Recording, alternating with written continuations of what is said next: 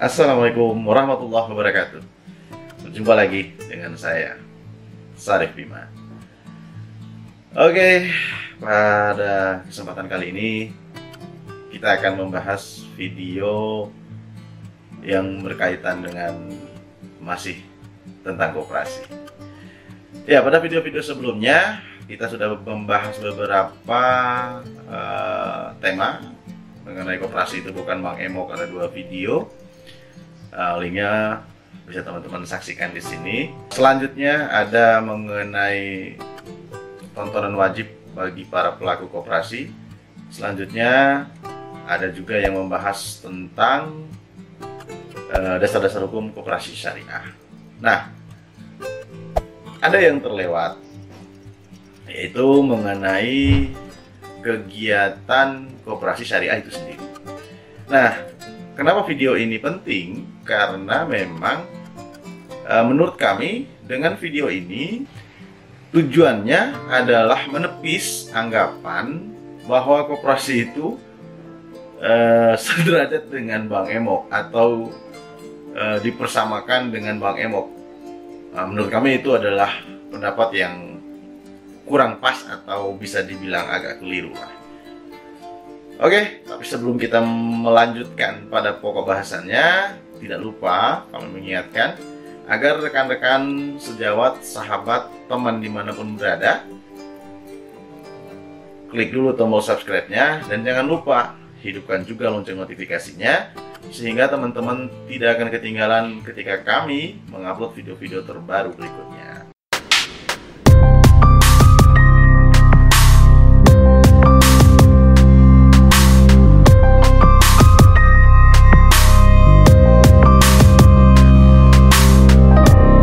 Terima kasih bagi teman-teman, sahabat, rekan sejawat yang sudah mengklik tombol subscribe dan menghidupkan lonceng notifikasinya, sehingga dengan begitu teman-teman sudah memastikan diri menjadi yang pertama menerima atau mengetahui ketika kami mengupload video-video terbaru berikutnya. Oke, kita lanjut pada pokok bahasan kita mengenai kegiatan koperasi. Kami sedikit tergelitik adanya anggapan tentang koperasi itu adalah Bang Emok. Kenapa kami merasa tergelitik? Karena memang bank dengan koperasi itu adalah 2 badan hukum atau 2 lembaga yang memang memiliki karakteristik dan perbedaannya masing-masing. Secara spesifik, koperasi dan bank itu berbeda. Oke, kita lanjut mengenai bahasan kita atau tema pembahasan kita kali ini mengenai kegiatan usaha koperasi syariah. Kegiatan usaha koperasi syariah ini sendiri ada beberapa jenis, antara lain menghimpun dana untuk mengembangkan usaha koperasi syariah. Maka para pengurus harus memiliki strategi pencarian dana. Paham ya? Atau pada video sebelumnya kami sudah menyinggung apa itu pengurus dan tugasnya apa. Lalu ada juga yang dikenal dengan pengawas atau dewan pengawas. Selanjutnya ada yang dikenal juga dengan dewan pengawas syariah. Dan masing-masing punya porsi kerja yang berbeda. Oke, kita lanjut. Sumber dana yang dicari oleh pengurus tadi itu dapat diperoleh dari anggota, pinjaman, lalu dana-dana yang bersifat hibah, kemudian atau sumbangan. Dari kesemua jenis sumber dana ini dapat kita klasifikasikan sifatnya saja yang komersial, hibah, atau sumbangan sekedar titipan saja. Secara umum, sumber dana koperasi dapat kita klasifikasikan menjadi 3. Yang pertama, yaitu simpanan pokok. Yang kedua, simpanan wajib. Yang ketiga, yaitu simpanan sukarela. Kita akan masuk pada simpanan pokok. Simpanan pokok itu apa? Simpanan pokok adalah modal awal anggota yang disetorkan, di mana besar simpanan pokok tersebut sama dan tidak boleh dibedakan antara anggota yang satu dengan yang lain. Lalu mengenai akad yang digunakan dalam simpanan pokok ini dapat bersifat musyarakah. Kemudian setelah yang tadi bagian pertama kita bahas mengenai simpanan pokok, sekarang kita akan bahas mengenai simpanan wajib. Simpanan wajib ini merupakan kategori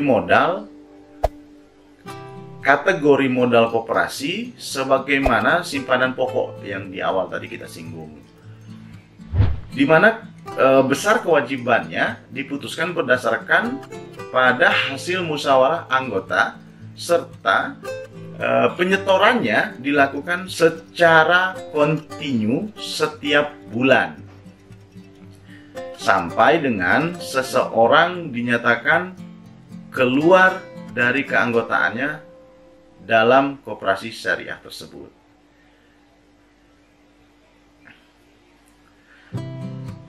Ketiga, mengenai simpanan sukarela. Simpanan sukarela adalah simpanan yang merupakan bentuk investasi dari anggota atau calon anggota yang memiliki kelebihan dana, kemudian menyimpannya pada lembaga koperasi syariah ini. Simpanan sukarela ini dapat berbentuk beberapa karakter, atau kita kelompokkan dalam dua karakter. Pertama, karakter yang bersifat sebagai dana titipan, atau lebih sering kita kenal dengan wadiah. Wadiah ini merupakan simpanan yang setiap waktu itu dapat diambil oleh yang menyimpan.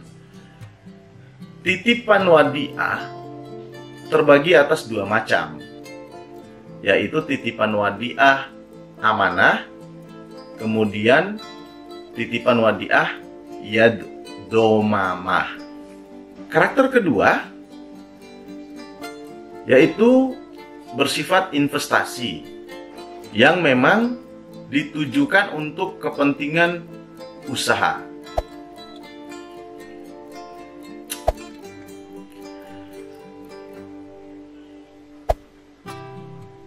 Usaha ini biasanya diterapkan dengan sistem bagi hasil. Nah, di sini letak bedanya. Jika ada yang berpendapat koperasi syariah itu menerapkan bunga yang mencekik, saya kira itu sedikit melenceng, karena memang dalam koperasi syariah tidak dikenal istilah yang namanya bunga. Sehingga koperasi syariah, jika kita merujuk pada ketentuan peraturan perundang-undangan yang digunakan, maka dia akan jauh dari sifat riba. Yang dikenal dalam koperasi syariah adalah sistem bagi hasil. Nah, sistem bagi hasil ini adalah kesepakatan dari kedua belah pihak. Kalau kita tarik berdasarkan ketentuan peraturan perundang-undangan dalam hukum positif kita, maka dalam ketentuan pasal 1320 KUH Perdata, di situ menyinggung atau memuat tentang syarat sah sebuah perjanjian. Jadi kita harus pahami di dalam koperasi syariah tidak dikenal yang namanya riba atau bunga. Karakter yang bersifat investasi ini, atau karakter kedua dari simpanan sukarela yang bersifat investasi, memang ditujukan untuk kepentingan usaha dengan mekanisme bagi hasil atau mudharabah, baik revenue sharing, profit sharing, kemudian maupun profit and loss sharing. Dalam koperasi syariah juga dikenal yang namanya investasi. Investasi ini bisa berasal dari pihak lain atau pihak luar. Nah, di mana dalam kesehariannya atau operasionalnya lembaga koperasi syariah sebagaimana koperasi konvensional pada umumnya biasanya selalu membutuhkan suntikan dana. Suntikan dana segar agar dapat mengembangkan usahanya supaya hasil yang dicapai dapat maksimal. Investasi pihak lain adalah salah satu yang dapat dilakukan dengan menggunakan prinsip mudharabah maupun prinsip musyarakah. Lalu setelah mendapatkan suntikan dana tadi atau sifatnya investasi dari pihak lain tadi, koperasi syariah ini kemudian akan menyalurkan dana sesuai dengan sifat dan fungsinya. Maka sumber dana yang diperoleh haruslah disalurkan kepada anggota maupun calon anggota dengan menggunakan bagi hasil mudharabah atau musyarakah. Selanjutnya dapat juga digunakan metode jual beli piutang mudharabah, piutang salam, kemudian piutang istisna, dan lain-lainnya. Bahkan ada juga yang bersifat jasa umum. Misalnya pengalihan piutang atau istilahnya hiwalah ya, kurang lebih seperti itulah. Kemudian ada juga sewa menyewa barang atau ijarah, atau pemberian hasil atau manfaat berupa pendidikan dan sebagainya. Investasi atau kerjasama tadi dapat dilakukan dalam bentuk mudharabah dan musyarakah. Dalam penyaluran dana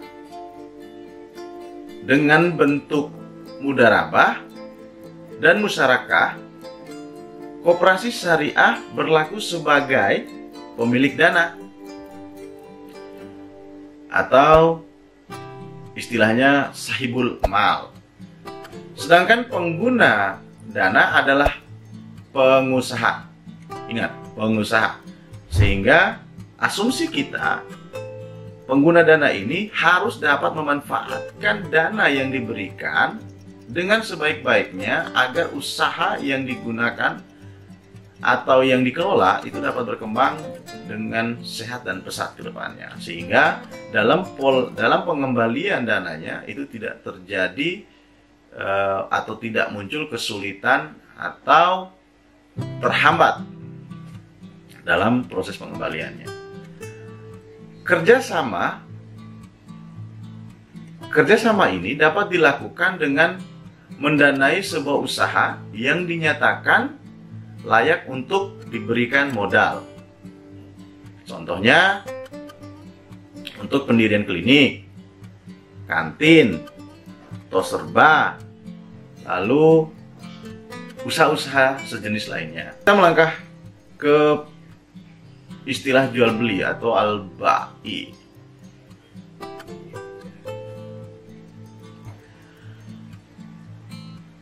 Pembiayaan jual beli dalam UJKS pada koperasi syariah memiliki beragam jenis yang dapat dilakukan, antara lain seperti jual beli secara tangguh antara penjual dan pembeli, di mana kesepakatan harga si penjual menyatakan harga belinya dan si pembeli mengetahui keuntungan penjual. Clear ya? Si penjual memberitahukan kepada pembeli harga belinya sehingga si pembeli mengetahui keuntungan si penjual. Jelas. Transaksi ini disebut dengan bai al-mudarabah. Disebut dengan bai al-mudarabah. Kedua, jual beli secara paralel dilakukan oleh tiga pihak. Pembiayaan ini disebut al-bai istisna. Jika koperasi membayarnya di muka, disebut dengan bai salam. Di samping itu, produk dan jual beli koperasi syariah juga dapat melakukan kegiatan jasa lainnya, antara lain yaitu jasa al-izarah, jasa wadiah, hawalah atau anjak piutang, ran. Lalu ada juga wakalah. Selanjutnya ada katalah, ada qard, dan lain-lainnya. Koperasi syariah dalam menjual produknya itu mempunyai ciri khas tersendiri sehingga dapat menarik para konsumennya. Hal ini dimungkinkan agar dapat juga menarik para investor untuk menanamkan modalnya.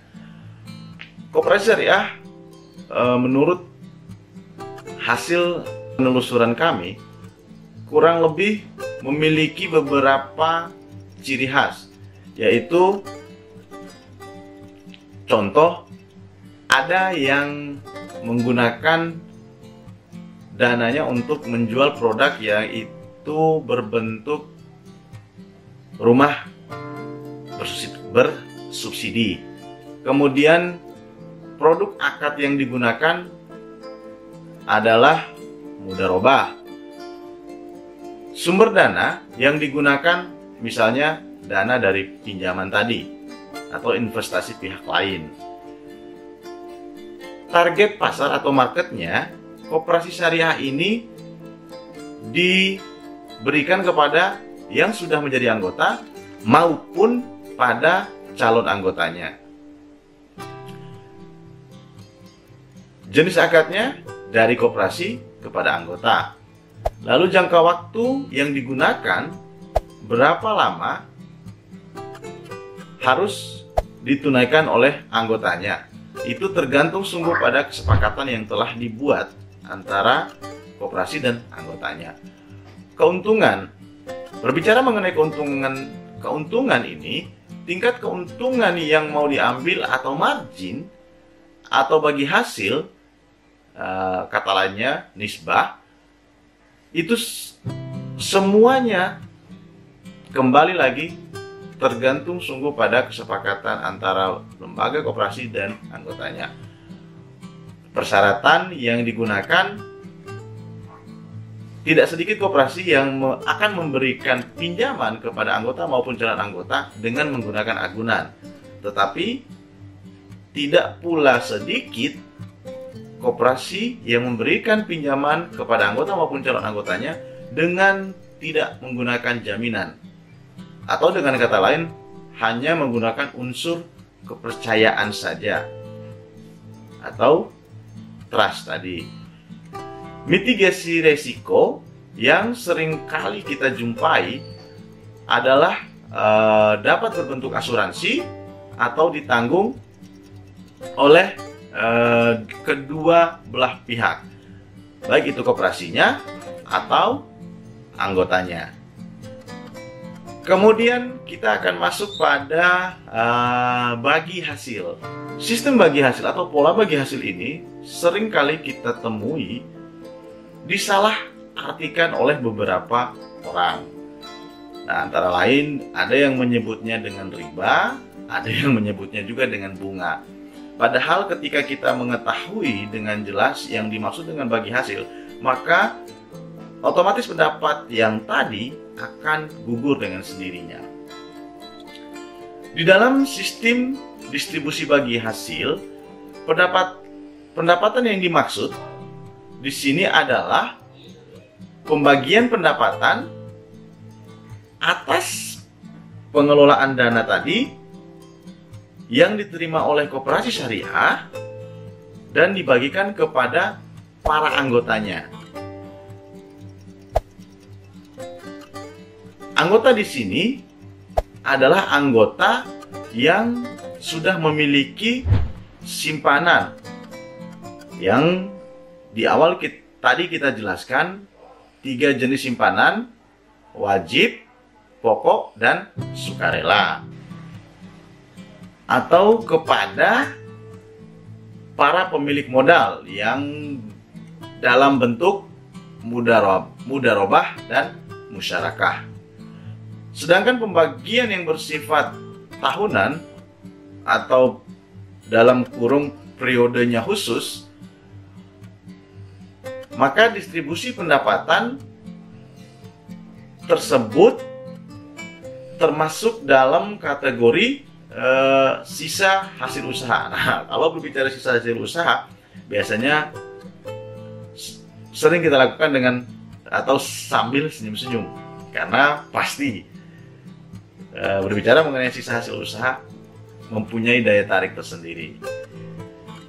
Mengenai sisa hasil usaha ini, itu akan diatur lebih lanjut dalam peraturan internal yang dibuat oleh lembaga koperasi itu sendiri. Oke, rekan, sobat, sahabat dimanapun berada, terutama untuk para subscriber saya, demikianlah sekilas mengenai kegiatan koperasi syariah. Semoga video ini dapat diambil manfaatnya dan menambah wawasan kita semua mengenai asumsi kita tentang sebuah lembaga koperasi. Tidak lagi ada anggapan bahwa koperasi itu adalah sama dengan Bank Emok, lalu tidak muncul pula yang namanya sesat pikir, sehingga kita menghalangi seseorang yang sudah jelas eksistensinya atau legalitasnya untuk beraktivitas sesuai ketentuan peraturan perundang-undangan selama dia masih dalam koridor yang jelas. Sekian dari kami. Jangan lupa, kembali kami ingatkan untuk subscribe channelnya pada pojok kanan bawah, dan jangan lupa juga hidupkan lonceng notifikasinya supaya teman-teman tidak ketinggalan update-update video terbaru dari kami. Sampai berjumpa lagi. Assalamualaikum warahmatullahi wabarakatuh.